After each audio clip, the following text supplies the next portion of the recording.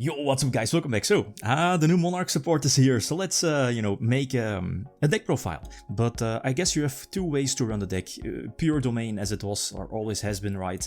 But on the other hand, you also have the potential to run the extra deck variant. But for now, with, what is it, Justice Hunters being released in the TCG within the next few weeks, I guess, with K9, Draco Tail, those are two options to main deck with Monarchs and of course an extra deck, and you can capitalize on Megazaborg much more if you run those right. For now this is domain, so you're not running an extra deck, it's still your prime win condition, at least for now. Alright, so let's dig in the main deck. Let's start off with the monsters first. Some Theorio, right? You have double Aether. 3 I guess is a bit too much, same for double Erebus. Now with the new, at least one of the new Monarchs spells, you're able to search Erebus much easier, send it to the graveyard probably, because your opponent's not going to give you the Erebus directly to the hand, but it can recur itself or any other tribute from your graveyard. So 2/2 because I feel that's just perfect. Aether again, tribute summon during their turn and searches, you know, one of your Monarchs indirectly, right? Because they will get bounced back during the end phase. The new one, the new Eidos, it's here. I still think it's a 3-off because it's a searcher, it works during your opponent's turn as well. Whenever you tribute summon a monster, you can special summon it from the graveyard. So it's one of the prime targets to discard, thanks to one of the new Monarch spells. And whenever your Eidos is summoned, you can search basically any Monarch spell and trap from the deck, add it to the hand, or search one of your bigger Monarchs. So for now, it's Erebus or Aether. Those are your two prime targets, at least in main deck. An important effect of this one is that it can change an attribute of a monster on your side of the field. That could be important too. I'm looking at my side deck for now being Megazaborg or Testalos, for example, to gain those beneficial effects. The last one, for now, is Majesty's Fiend. Only one is fine, because again, it's searchable with Return, for example. You can send it to the graveyard with one of the new Monarch spells and traps. It can get itself back from the graveyard thanks to Erebus. So for now, this is currently it, but more in a few moments. Also one of the new cards, the new the new Vassal, I guess, Tessera. Tessera is what this deck needed, one of its crucial arch nemesis, I guess. It's normal summon, and Tessera can special summon itself from the hand by revealing a Monarch spell and trap from your hands, so that already, justifies it at being at 3. And most importantly, whenever your Tessera is sent to the graveyard, you can search one of your smaller vassals, I guess. So either Idea or Eidos. Preferably you're special summoning Idea right from the deck. Idea triggers to special summon Eidos, and Eidos will give you the third tribute summon, I guess. Because now with this new support, the deck can tribute summon 3 times during the same turn. So if you don't commit your normal summon is 1, use Eidos because of a special summoned Idea, that's 2, and Tessera, it's, at least on her own, can give you the third tribute summon, but important is that it only works whenever she's on the field, so you have to declare her tribute summoning effect whenever, Tessera is on the field. So essentially you can tribute summon 3 times, right? Power creep, that's nice.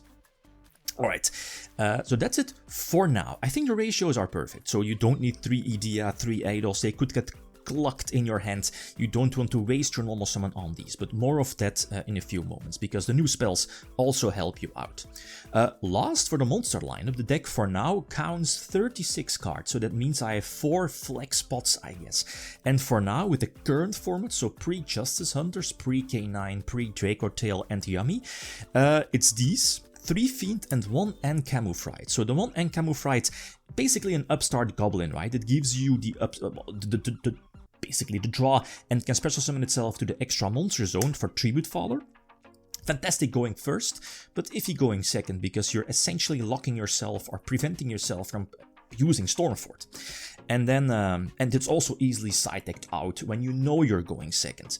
This is your win con. For now, whenever you get hand-trapped, you're behind in card advantage. Vanity's Fiend could be there to save the day. It's a 1-card tribute, Floodgate. I don't need to justify Vanity's Fiend. The only reason why you probably don't want to run it, or maybe not at 3, because it doesn't have the Monarch spells and the Monarch stats, right? So it's not really searchable, but I still think whenever you get hand-trapped to death, you're super far behind in card advantage. Vanity's Fiend could be there to save the day. A lot of decks can't get rid of Vanity's Fiend because they're, you know, locked into special summoning, or prevents them from, you know, special summoning. So for now, 3 Fiend in the main deck with the Encamerfright as a potential, you know, tribute fodder. This might change whenever, you know, going into Justice Hunters, looking at Megazobork in the main deck as well. But for now, this is the main deck for the monsters. So more of, you know, at least about stuff like Megazobork in a few moments, because Megazobork is definitely a card that you could definitely main deck, even though you're not running an extra deck. You're not forced to send, 8 cards or more from your extra deck to the graveyard to nuke your opponent's extra deck, but there's ways are... I guess the only reason why I'm not running Megazobork in the main deck, because there are decks that don't really rely on the extra deck that much for now. I'm just looking at Mitsurugi. Even Rizal, right, can bypass it. So for now, no Megazobork in the main deck. As for the spells and traps for Monarchs, so we got some upgrade stuff, some upgraded stuff. Looking at Pantheism, the second strongest, maybe the strongest spells for Monarchs. Staple at 3, right, you're not going to change that. Tenacity, it's the Searcher. You're still wanting to domain lock your opponent, but the thing now is that domain is much easier searchable, or to search, so you could cut domain to 1 even. Because it could potentially be a brick, and continuous spells and traps against like detonator.tech, it's super iffy, because, you know, detonator will just pop it. But for now, I still think, especially when, you know, getting trolled, you want to have the domain already in your hand. You know, looking at troll, looking at Ash. Same actually for Stormfort. I've seen builds, especially in the OCG, where even in domain lock, or, you know, with domain like the deck, only main-decking 1 Stormfort, because it doesn't really do that much going first, right? That's true, but even then, the card, the reason why this deck can function, could still function when going second, is because of this, is because of Stormfort. And, you know, with Aether, you can tribute summon during their turn, so I still prefer 3 Stormfort. In the extra deck variant, that might be a bit different, but we don't have K9 yet, we don't have Draco Tail just yet. 1 or 3 turn, more than enough. You search basically everything in the deck bar Vanity's Fiend, right? So 1 is fine, you don't want more, because again, it could be a brick. 1 of Prime, 1 is fine, because again, it's searchable off of one of the new ones, and you don't really want to have 2, there is no reason to run 2 unless DD Crow becomes a super stable. 1 is fine. And then the last one before the new spells is Erupt. This is new, so it's either, I feel, Erupt, basically a skill drain, or the new Perfection. Perfection is, what is it, banishes a Monarch spell and trap, or trap, from your graveyard, and then depending on which effect you want, pop a card, discard a card from your opponent. That's fine, but it becomes much better as soon as you already have your graveyard loaded with Monarch spells and traps. So I feel, again, in hindsight or in the back of my mind, when I'm getting hand-trapped, Ash, Droll, whatever, and, you know, you're ending on 1 tribute, I feel Erupt with Domain, or Erupt on its own, could win you the game after this. The only downside to Erupt is that it could negate your own stuff as well, so your Vassals, your Addles, whenever it's not tribute summons. So keep that in mind. Alright, the new ones. Staples, all staples. So the first one here is Master Plan. Master Plan is basically this deck's Foolish Burial of Goods. It's a new goods, and prime, I guess prime example, no pun intended, is whenever you're activating Master Plan, you're probably just sending Prime or Pantheism to get the search, or Prime to set it up in the graveyard.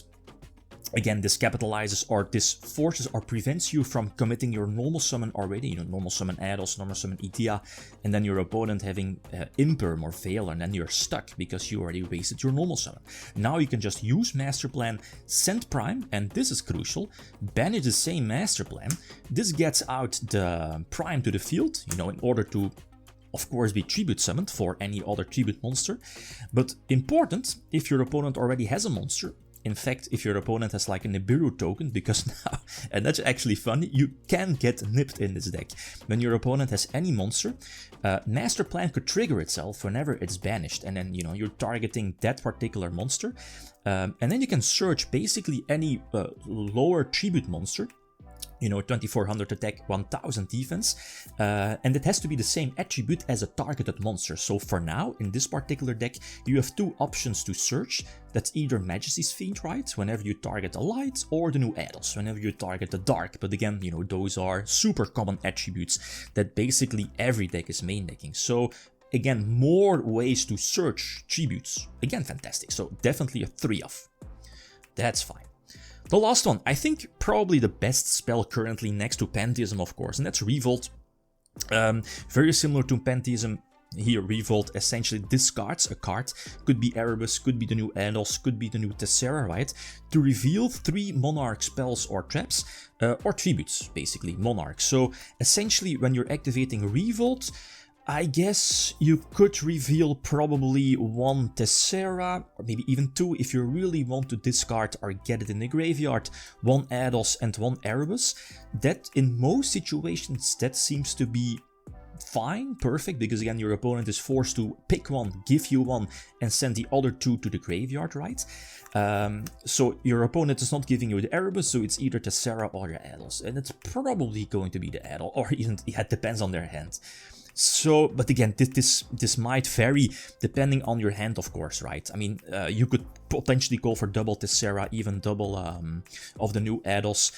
Maybe even Aether or Majesty's Fiend to be sent to the graveyard, so it really depends a little bit on your hand. The last crucial effect of your Revolt is when this one is in the graveyard, you can banish it to basically special summon any of your smaller vassals back to the field, or to the field. So if you have your Tessera in hand, you can banish Revolt to get Tessera on the field. It's basically another way to not commit your normal summon to the small vassals. So fantastic card. Last but not least, this one, Master Plan You're Foolish, also has a beneficial effect that you could potentially tribute summon one of the OG's Monarchs during your opponent's turn, like Caius or Zaborg, Light Fiend, etc. But I don't think I want to main deck those. I'm not ready for those just yet. So that's it, currently for the main deck. So as I talked about before, I feel this for now is solid. There are again 4 flag spots. Looking at Triple Vanity's Fiend, looking at the one of Uncamouflaged, but for now I feel with Mitsurugi in the meta and Luna Light as well, more of that in a few moments, I feel this is just fine. And a lot of decks are main decking so many hand traps that you need stun options if you get Drolled, Ashed and stuff like that, especially when going first. Alright, the side deck. So again, there's no extra deck for the most obvious reasons. The first one being Mega Zaborg. Even though you're not running an extra deck, I was trying out running an extra deck in Domain, like, because this can send, up to 8, I guess, or 8 from an extra deck to the graveyard. So I was running like 8 extra deck monsters, I don't know, and this generic extra deck stuff you want to have in the graveyard, and then cripple your opponent's extra deck. But again, if you are running an extra deck and you can't get out Mega Zaborg and use its effect, you getting hand trapped, that's super awkward. You can't end on Domain because you're having an extra deck, right? So for now, no Mega Zaborg, and as I mentioned before, Mitsurugi being everywhere, there are decks that are, they don't insta-lose when you cripple their extra deck. So that's for now the reason why I'm not main decking this one. But if you know you're going first against a heavy extra deck oriented deck, definitely go for this one. Solid card. Post Justice Hunters, this card might become much more important.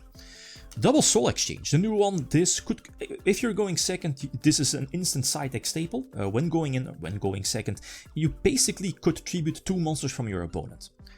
Fantastic card, right? The new Soul Exchange.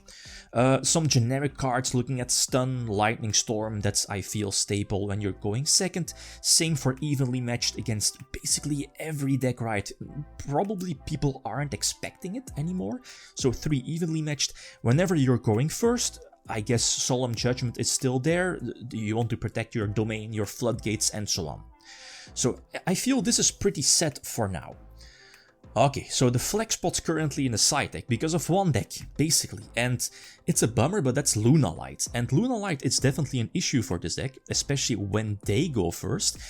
And what is it, their new boss monster? What is it? Very similar to Masterpiece. It's unaffected by card effects, except Luna Light, card effects. And it also dodges or is also unaffected by Soul Exchange and Stormfort.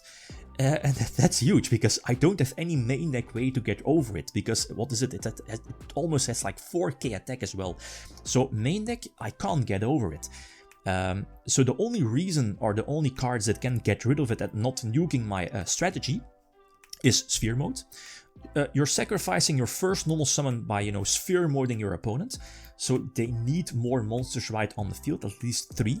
But I mean, you're not running hand traps. You don't want to run hand traps in this deck. Maybe Maxi, but Maxi is banned. Even the Mulch army is awkward. Maxi is always a to-go-to card if it's legal, but for the TCG it's not. So your opponent is always ending on at least 3 or more monsters looking at Lunalight. So Raz Fear Mode in theory should be live. So normal summon number 1 is give your opponent a Raz Fear Mode, and then after this you can start to play, especially with the new stuff. Normal summon number 2, normal summon number 3, or tribute summon. You know what I mean. So Raz Fear Mode. This one. I talked about this one, the new Testalis, and that might seem awkward, right? Because the new Testalis, it's not that great, but it's just a kaiju. And the only way it's directly searchable is with the new spell. Where is it? With Revolt, right? Reveal it to basically send it to the graveyard, or your opponent is giving it you, or giving it, you know, adding it to your hand. You can recur it with Erebus, so it's basically directly searchable off of the new one. Sadly, it's not searchable off of return because, you know, the awkward Monarch stats it has for whatever reason. Now, why is it there? The only reason, again, is because of Lunalight. It's basically a kaiju, so it's searchable. You need to tribute summon a tribute monster on your field and a monster on your opponent's side of the field. So again, basically kaijuing their monster. Whenever it's tribute summoned, and what is it, you tributed a big monster, you can, discard a random card from your opponent and banish a card on field. So that's okay. So that's basically the only reason why this new Testalis is there, for Lunalight. If you know you're playing against Lunalight and you're going second, to have an out, basically, that's searchable with your main deck stuff. So that's it. That's your side deck. So for now, I feel, especially again, pre-Justice Hunters, this is perfect, this is fine. But again, post-Justice Hunters, I'm definitely going to try out an extra deck base deck, you know, Draco Tail K9. And then it depends, right? Maybe return or drop the return instead of perfection. That's definitely an option, right? But again, perfection is becoming much better whenever the game state progresses, right? So yeah, it's a bit iffy. Same for Stormfort, same for Domain. Vanity's Fiend is still a staple, I think, but Encamouflite might be dropped for something like Megazaborg in the long run. Okay, guys, that's it. Thanks for watching. Feel free to leave a like if you enjoyed the video. Riddim signing out. Peace.